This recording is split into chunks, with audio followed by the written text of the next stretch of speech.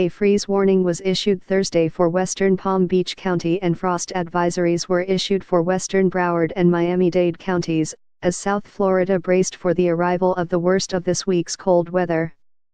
The National Weather Service said the coldest temperatures will settle over the area Thursday night and Friday morning, with temperatures expected to gradually warm over the weekend. The freeze warning, which applies to Wellington and other western Palm Beach County cities, runs from midnight to 9 a.m. Friday. Although temperatures will be unseasonably low, they are unlikely to set any records, said Stephen Konarek, senior forecaster for the National Weather Service. But temperatures will be the coldest across much of the region since the last serious cold snap in December of 2010. Temperatures in the 40-degree range greeted South Floridians Thursday morning, courtesy of the Arctic air mass that has left many parts of the U.S. in deep freeze. At 5 a.m., it was 43 Indiana Fort Lauderdale, 40 Indiana Boynton Beach, 48 in Miami, and 60 Indiana Key West, according to the Weather Service. In Tallahassee, where snow fell Wednesday, the early Thursday temperature was 30. In some places, like Fort Lauderdale, the temperature had dropped a couple of degrees by 8:30 a.m. While a lot of people may have rolled over in bed and grabbed a heavier blanket, Ron Wright, of Fort Lauderdale, was taking a beach stroll in Lauderdale by the sea. "The easiest way to love this weather is to know that it's going to be gone by Saturday," he said. "If you told me it was going to be like this all the time, I'd say no way."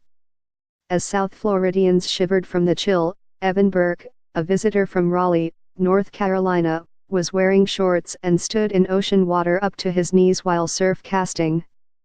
"It's better than we have up north right now. They're getting snow in North Carolina, so I'm glad I got away from that. The water is actually really warm." To his common sense credit, Burke was wearing a hoodie sweatshirt.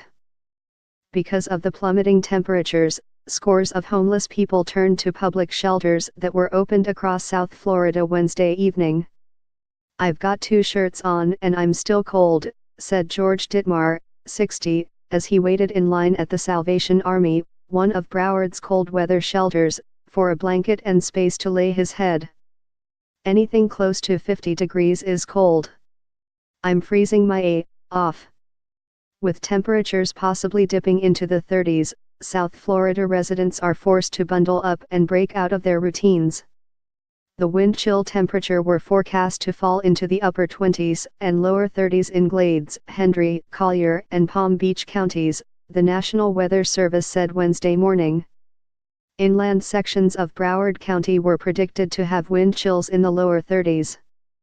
"It's cold out there," said Frederick Pickering, 64, visibly shivering as he also waited in line.